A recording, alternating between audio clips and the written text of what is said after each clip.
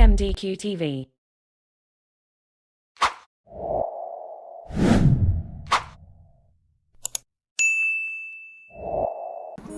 Assalamualaikum warahmatullahi wabarakatuh. InsyaAllah Santai Fazakir 2.0 pada kali ini saya akan sampaikan satu tajuk iaitu Husnuzon versus Suuzon. Sebelum itu mari kita kenal apa itu Husnuzon, apa itu Suuzon. Husnuzon ialah prasangka baik terhadap sesuatu perkara, manakala Suuzon pula prasangka negatif terhadap sesuatu perkara. Jadinya dalam menjadikan Muslim yang unggul, kita perlulah sentiasa menetapkan husnuzon dalam diri, melainkan sesuatu itu jelas dan nyata yang melanggar syariat Islam. Jadinya husnuzon adalah perbuatan yang amat dituntut di dalam Islam kerana ia banyak membantu mengekalkan hubungan sesama manusia, mengelakkan perpecahan, membendung kehancuran serta mengelakkan kerugian di dalam hidup baik di dunia maupun di akhirat. Sebaliknya, sikap suuzon atau berburuk sangka hanya akan menyebabkan hati menjadi busuk. Ini kerana firasat hati akan sering mempengaruhi cara berfikir dan seterusnya mempengaruhi sikap serta cara membuat keputusan. Justru tidak heranlah apabila mereka yang suuzon akan hilang pertimbangan dalam menghakimi sesuatu perkara yang masih sama. Sayyidina Umar bin Al-Khattab radhiyallahu anhu berkata, "Jangan kamu membuat sangkaan terhadap satu kalimah yang keluar daripada seorang saudara mukminmu kecuali kebaikan selagi kamu masih ada cara untuk meletakkannya di tempat yang baik. Allah menyuruh agar berfikiran baik atas segala perkara melainkan sesuatu yang jelas bertentangan dengan syariat Islam." Maka dalam melatih diri menjadi seorang Muslim yang husnuzon, kita perlulah yang pertama, elakkan daripada suka mencari kelemahan orang. Orang bersikap suuzon akan cenderung untuk memperbesarkan kelemahan seseorang. Mereka akan menggali segala kelemahan dan menutup segala kebaikan yang dilakukan oleh orang lain. Kewujudan prasangka-prasangka buruk yang membeku di dalam hati bukan sahaja menutup pandangan untuk melihat kebenaran, malah menjadikan mereka berfikiran sempit dan mundur. Penyakit hati ini akan menyerang mereka yang gemar mencari kelemahan, keburukan serta keaiban seseorang. Buruk sangka akan membawa kepada fitnah kerana dilakukan tanpa bukti dan asas yang kukuh. Islam sangat melarang umatnya daripada memfitnah orang lain.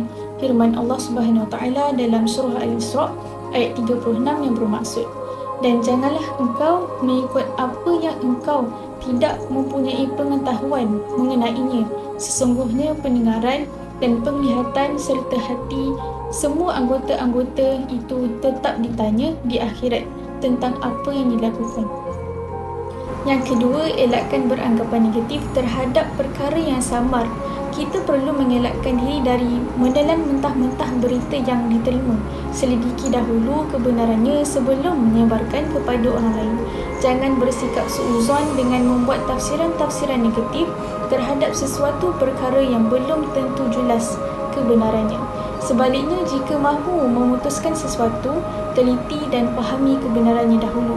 Orang yang husnuzon akan sentiasa berusaha untuk memberikan pertimbangan yang positif serta mencari kewajaran dan dalam sebarang berita yang diperoleh. Mereka tidak akan sewenang-wenangnya memihak serta meletakkan tafsiran yang tidak baik ke atas sesuatu hal tanpa asas yang teguh.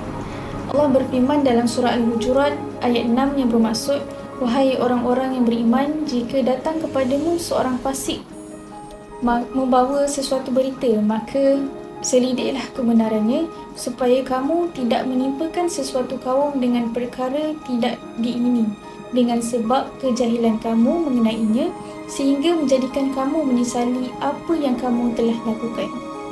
Yang ketiga, bersyukurlah dengan apa yang diterima.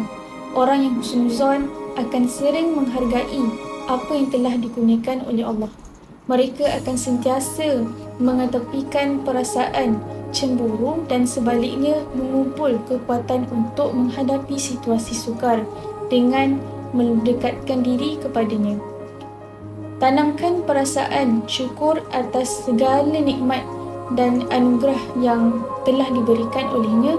Bersyukur merupakan satu benda berterima kasih kepadanya, baik melalui hati, lisan maupun perbuatan.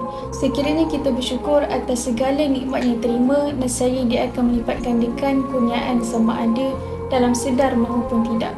Di dalam Al-Quran, Allah menjanjikan nikmat buat mereka yang bersyukur. Allah berfirman, dan ingatlah ketika Tuhan kamu memberitahu, demi sesungguhnya jika kamu bersyukur, nescaya aku akan tambah nikmatku kepada kamu. Surah Ibrahim ayat 7. Jadi sekali kalau kita melihat orang melakukan dosa atau kemaksiatan, lalu kita bersikap husnuzon terhadap pelakon mungkar orang tersebut, maka kita akan menanggung saham dosa kemaksiatan yang dilakukan oleh orang tersebut. Kerana Islam mewajibkan umatnya mencegah kemungkaran yang berlaku di sekelilingnya dengan kemampuan yang ada pada kita. Oleh itu, perbezaan utama antara husnuzon dan suuzon terletak pada sikap dan prasangka yang dibawa seseorang terhadap orang lain. Husnuzon mengedepankan prasangka kebaikan, sementara suuzon melibatkan prasangka buruk atau prasangka negatif. Husnuzon mendorong sikap yang positif, saling menghormati dan membangun kepercayaan, dan sementara suuzon cenderung menyebabkan konflik, ketidakpercayaan dan prasangka negatif yang tidak berdasar. Jadi anda yang mana satu? Wallahu alam bisawab. Assalamualaikum warahmatullahi wabarakatuh.